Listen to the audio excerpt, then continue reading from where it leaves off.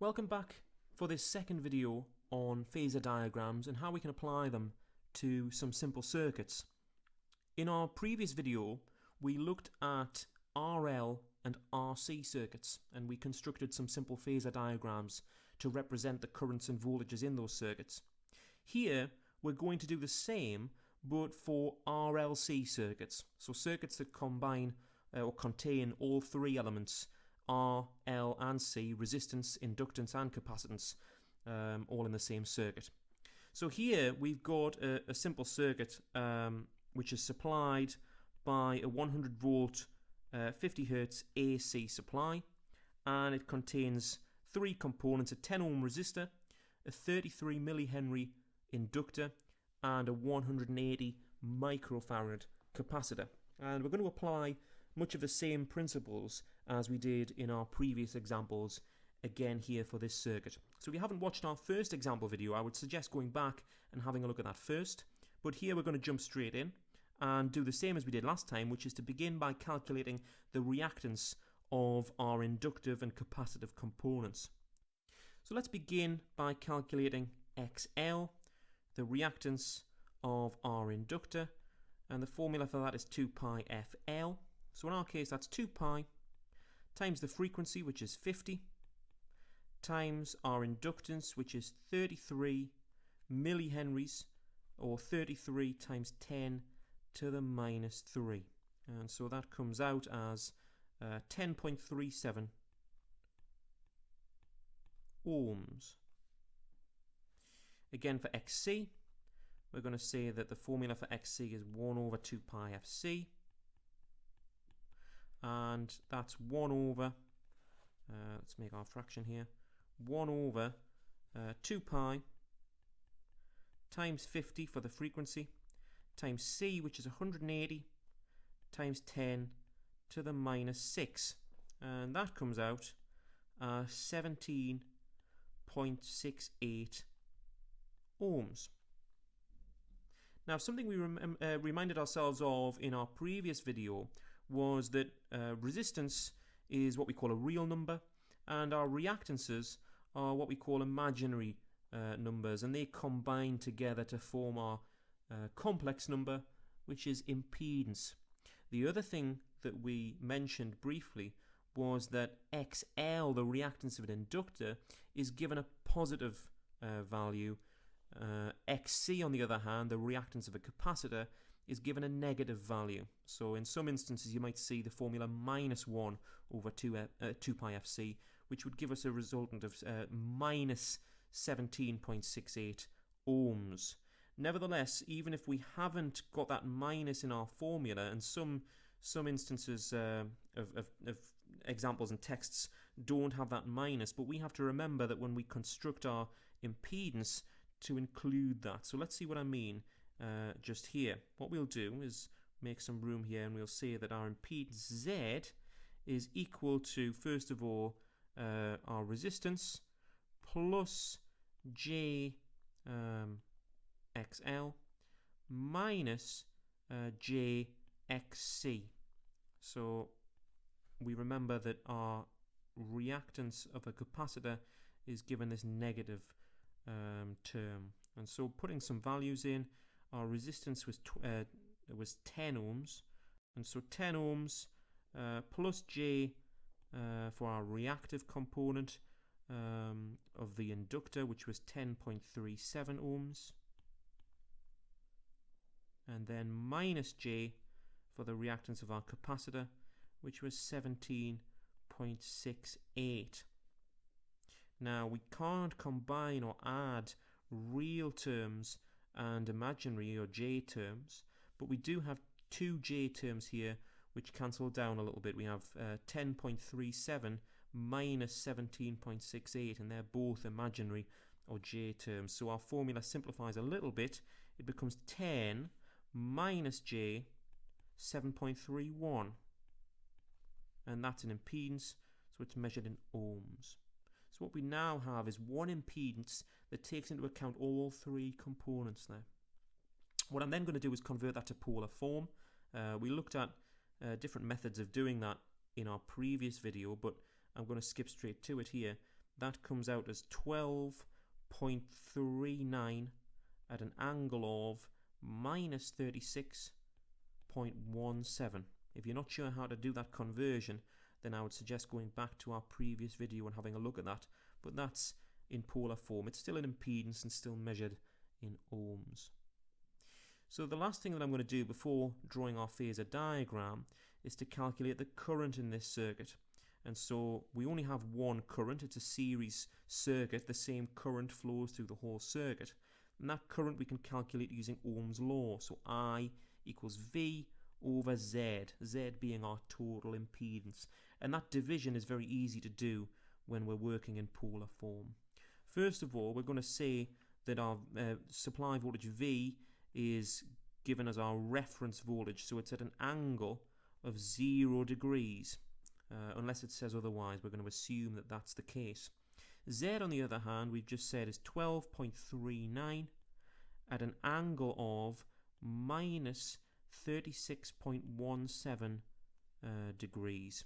And so when we're doing division in polar form, we divide the magnitudes, we subtract the angles. So it will be 100 divided by 12.39, 0 minus 36.17, and that's a double negative, and so we'll get a positive number there. We're going to end up with, in our case, 8.07 at an angle of 36.17 degrees, 0 minus 36.17, giving us the positive angle there. So finally what we're going to do is plot our phasor diagram. Well, we only have one voltage in this case, our supply voltage, that we're going to mark down, and we only have one current in our circuit that we're going to mark down as well. And so it's going to look something like this. Our supply voltage, remember, by default 0 degrees, and so that's going to point to the right. There we go. So horizontally to the right, there's our supply voltage Vs at 100 volts. Now remember our rules of phasor diagrams. Again, if you're not sure, go back to some of our previous videos where we discussed these, but any positive phase angle tilts upwards from the horizontal, any negative phase angle tilts downwards from the horizontal. And so in this case, we have a positive phase angle, 36.17 degrees, and so our current is going to point upwards or tilt upwards at 36.17 degrees from the horizontal. So there's my 36.17, not drawn particularly to scale, but that's our current there, I, and that equals 8.07 amps. So there's our very simple phasor diagram to represent the circuit that we saw at the start there. Let's have a look at one more example here. And this is an example of what's called a true parallel circuit. In this instance, not all three components are in parallel. We have a resistor and an inductor in series, and then we have a capacitor that's in parallel across both of them. So this arrangement is often what's referred to as a true parallel circuit. And that's supplied by the same 100 volt, 50 hertz AC power supply. You'll also notice that all three components are the same values as our previous example. We have a 10 ohm resistor, 33 millihenry inductor, and 180 microfarad capacitor. Now, because this circuit is a parallel circuit rather than a series circuit, this changes a few things, and it changes the method by which we're going to go about this particular question. First of all, we have two current branches. We have a current that can flow down here, which I'm going to call IRL. It's the current that goes through the resistor and the inductor. And we have the current here, which I'm going to call IC, the current that goes through the capacitor. Those currents must add together to form what's called IS, our supply current. So we have three currents here that we're going to represent on our phasor diagram along with our reference voltage. Because we've already seen these particular components in our previous example, we already know XL, the reactance of the inductor, and XC, the reactance of the capacitor. They're the same frequencies, the same values, and so we're going to get the same reactances as well. So we're going to get 10.37 was the reactance of our inductor, 10.37 ohms, and we're going to get 17.68 ohms as the reactance of our capacitor. Let's begin by looking just at this branch here down the middle, RL, the current IRL that flows through them both. But before we get to the current, I want to look at the impedance of this branch, and so I'm going to call that ZRL, the total impedance of the resistance and the reactance of the inductor in that particular branch there. And we can express that quite easily as a complex number, just as we've done in previous examples. We can see that that's 10, the resistance being the real number, plus J 10.37, because that's the reactance as an imaginary term for the reactance of the inductor there. And what we can do is we can convert that to polar form. Again, check out some of our previous videos to get more information on how to do that if you're not sure. But that comes out as 14.41 at an angle of 46.04 degrees, and that's an impedance, so it's measured in ohms. Now that we've calculated the impedance of that circuit branch, we can calculate the current IRL.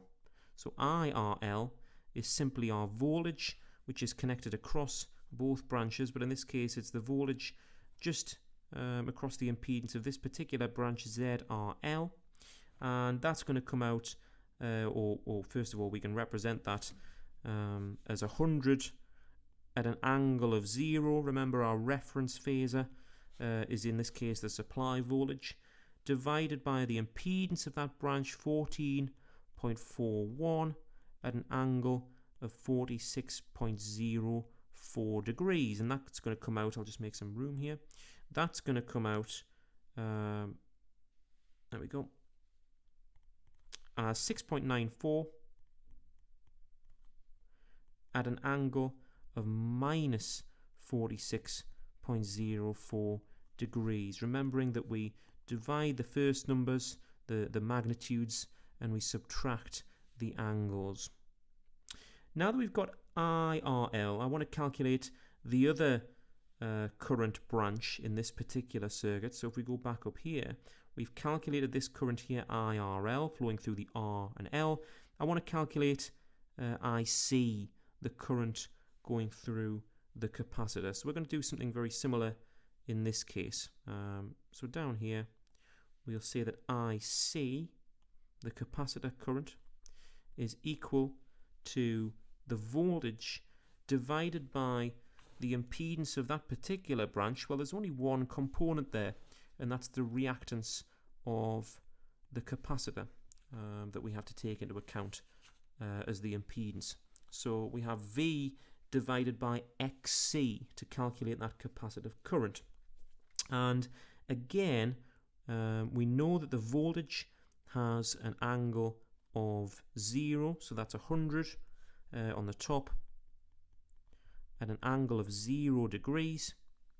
The reactance of the capacitor, on the other hand, remember that capacitance gives us a negative reactance when it's expressed as a complex number in rectangular form, and it's the negative J component pointing downwards. And so that's the same as saying that it's at minus 90 degrees. It's pointing directly downwards. So what we can do is we can say that our reactance, which was 17.68, we can say that that's 17.68 at an angle of minus 90 degrees.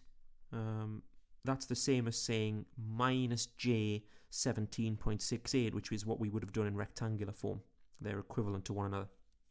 Anyway, we can do our division here. We can say 100 divided by 17.68 gives us 5.66, and 0 minus 90, just bearing in mind that double negative, is going to give us positive 90 degrees. So we have 5.66 at an angle of 90 degrees, and that's a current, so it's measured in amps. So is that one up there actually. So IRL measured in amps as well. So now we've got our two currents here. I want to add them together to form our supply current, and we're going to do that by converting them back to rectangular form. So we have our two numbers already in polar form. We've got 6.94 at an angle of minus 46.04 degrees, and we've got IC here as being 5.66 at an angle of 90 degrees. We're going to convert those to polar form, so I'll just do that at the side here and write them again. We can say that IRL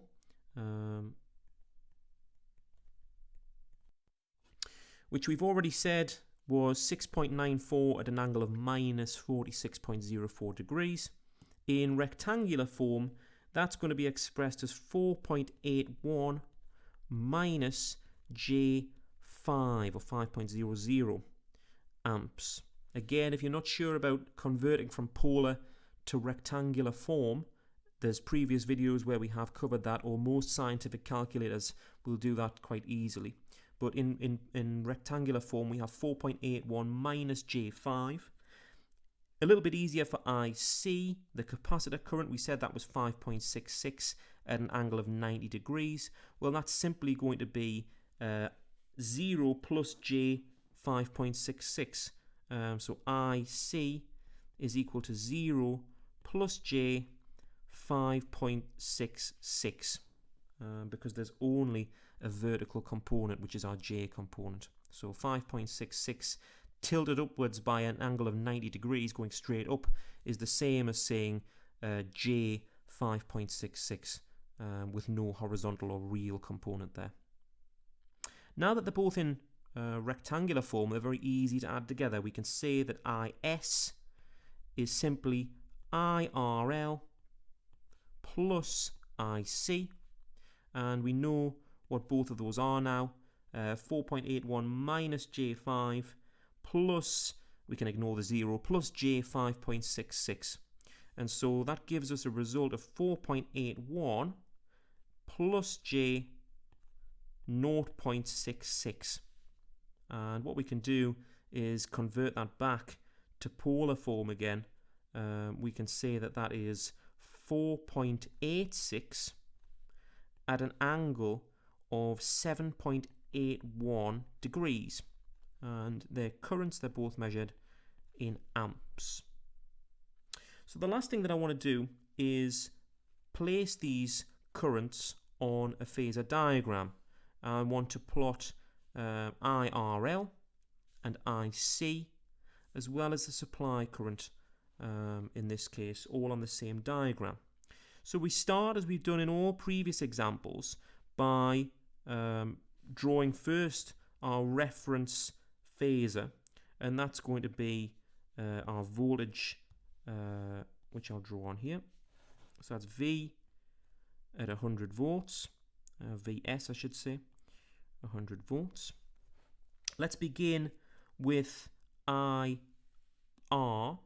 which if we go back up here, IRL I should say, was 6.94 at an angle of minus 46.04 degrees. So remembering with our phasor diagram, anything with a positive angle tilts upwards from the horizontal, anything with a negative angle tilts downwards from the horizontal. And so what we're going to have here is we're going to say that at an angle of minus 46.04 degrees, we're going to have our current, which I'll draw on like so. We'll say that we've got 6.94 amps, and that is IRL, and that's at an angle of minus 46.04 or 46.04 in that downwards direction.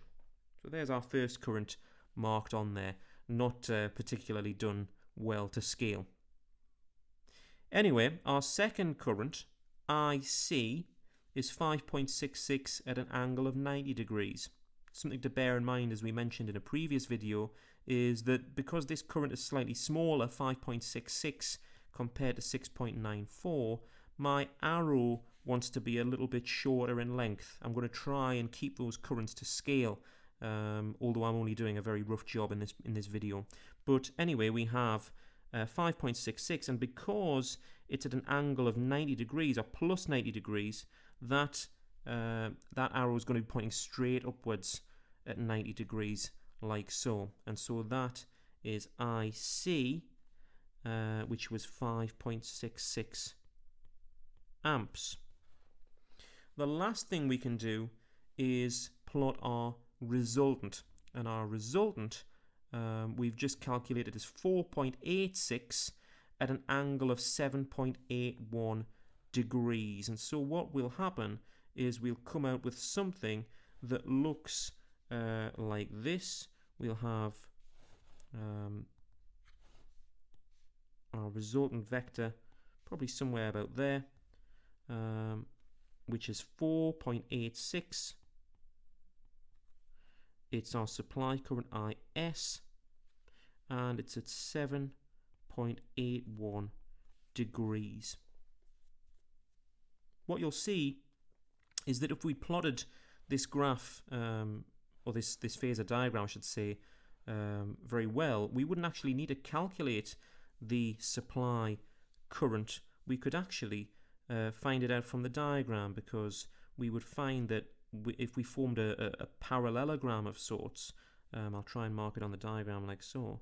If we formed a parallelogram of our IC and IRL, like I'm doing here, they should actually take us to the location of where the IS vector would point. And so what we could actually do is, if we'd drawn our vectors for IC and IRL perfectly to scale with our angles perfectly measured, we could actually construct this parallelogram and draw on and measure the angle of our supply current as well. It's a different way of using phasor diagrams to determine resultant currents.